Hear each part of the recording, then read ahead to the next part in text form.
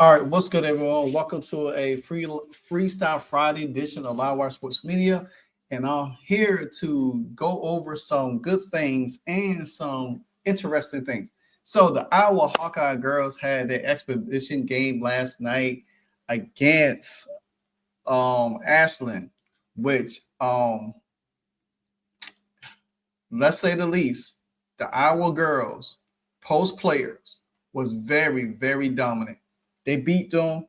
They beat Ashland 104 to 63, which was a pure dominant second half by the Iowa girls. Now, the first half was pretty slow because you got to think it's the first game. Everybody's trying to get in rhythm. Everybody is trying to do their thing. Everybody is trying to make sure that they were all doing really, really, really, really well. And just to be honest with you, I was impressed. There was a lot of things you could take away from this game.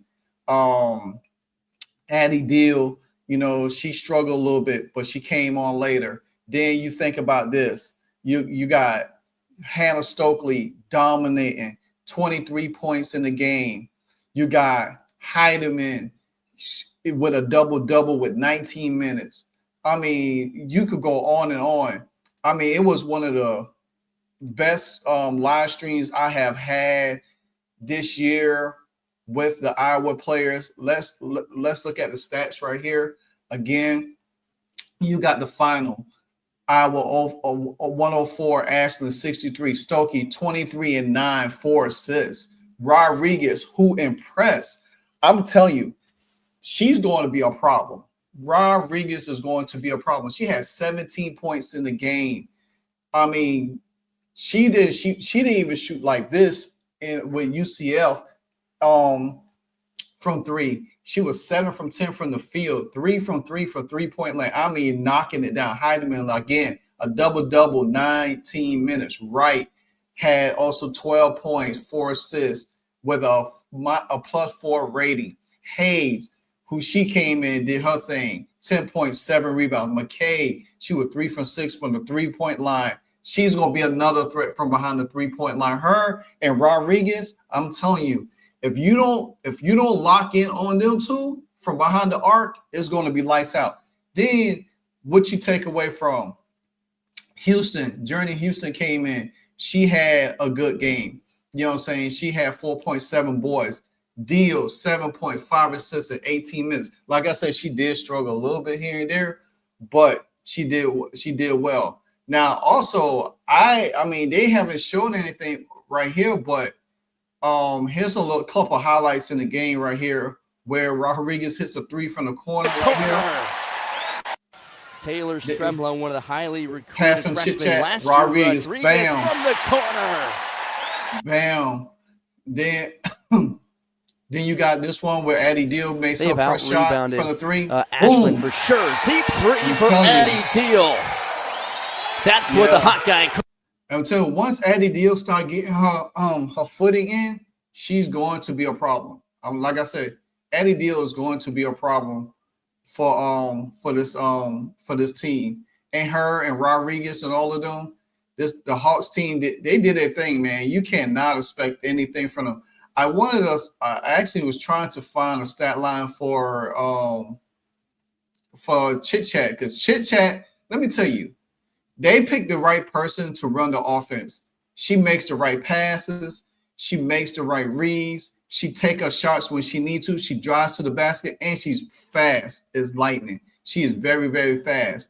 We was in the chat comparing her to NBA legends like Spud Webb, Muggsy Bogues, Nate Robinson. I mean, they really stand out. And the starting lineup last night was Chit Chat Wright, Taylor McRae, Callie Furbar. She played all right. She had a decent solid game. Hannah Stokely, what I say, she was dominant. Heidemann, she was dominant.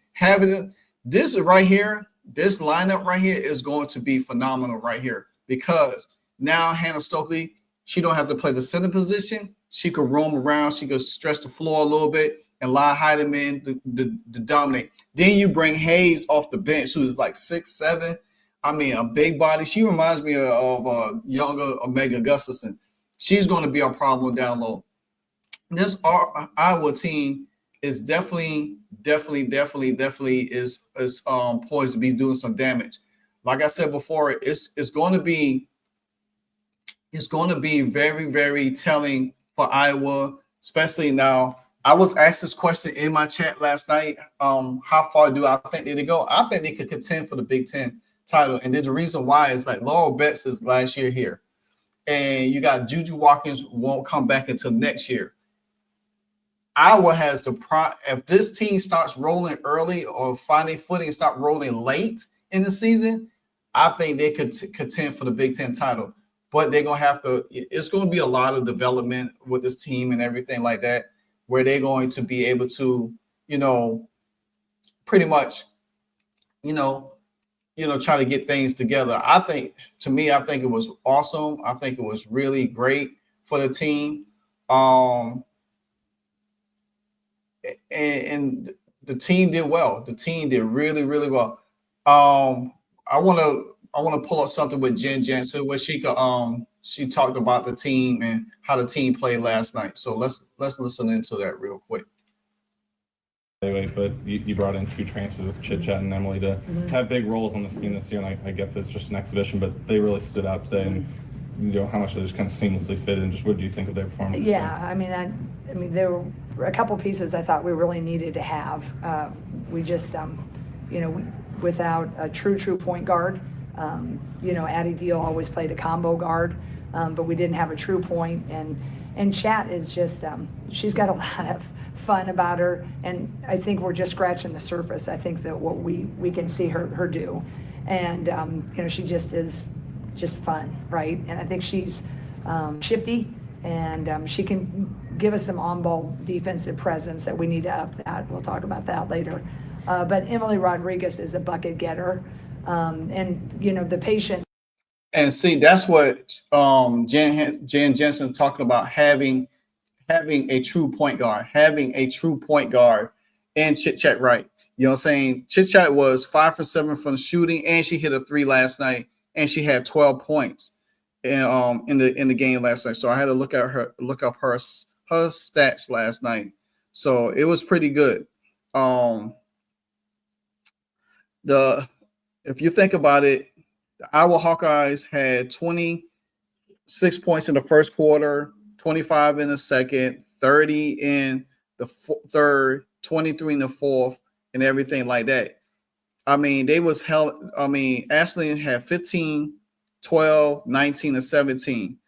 Iowa was shooting from the field 56%, 33% from 3, and 57% from the free throw line, which that has to get better throughout the season, even though it's still early in the season. Rebounds, they have 50, 58.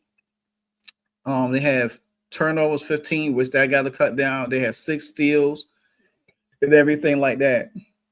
So, but like I said, they led everything pretty well with that. So, and like I said, Chit Chat also, she had 4 steals, 4 assists, which I think that's going to come up a little bit better. I think they'll come. All 14 of Iowa Hawkeyes on the roster saw action. All of them got to play. Jada got to play. Iowa scored 66 points in the paint. The Hawkeyes shot 56% from the field and everything like that. So, I mean, you got to think about it. They was great. They like I said before, that I do believe they're trying to figure out the lineup, who's going to work well, what substitution you have to have with Emily. And one thing I did like about Jen Jensen, even though Ashland made a little run, Jen Jensen called a timeout, and they got everybody composure back. Just learning a new system. Emily's story is really unique, right? She was in the DR about 3 years ago, and then comes in, to Florida, plays a year of high school ball, gets recruited, goes to Central Florida, and now she's here. Completely different environment, especially a winter here in about a month, right? But learning to really play within a system. She's never had to do that. So we've been seeing great strides of the last, I'd say, probably a week. So if that keeps coming along, I think that they really will be really valuable moving forward for sure. And they're, really great kids. Yeah, and that's true too. I think they will be really great. Let's get a little listen from what they had to say. But just talk about how you felt tonight going up against them and some of the maybe the improvements that you've tried to make over the offseason and what you saw from Hannah and Layla as well. I think us posts have been working a lot on, a lot of tiny things, the things that are rote and routine that we want to get down and make sure we have mastered. And so we're working a lot with Brandy in that. But yeah, I think we all performed really well. Had each other backs, and there wasn't a drop off when people got subbed in. So, David, Emily, what was it like for you? I know it's a different style of basketball than you played last year, but kind of describe your first experience playing in front of fans in Carver and kind of how you felt like you played. I mean, it was amazing being out there. So much fun. But it's just. I swear she sounds like Camila Cardoza. Oh my God, just listen to her talk. Adjusting to the new system. But I thought we collectively did a really good job today. Darby. Emily, first, is that the most people you've played basketball in front of? Definitely, yeah. Did it take a second to kind of get your feet under when you look up and you see everybody, packed in? Yeah, I mean, you kind of look at it, and for me, that makes me want to play and do my best in front of so many people. So I was excited, maybe a little nervous at first, but then I got going, but it was a really good game for us.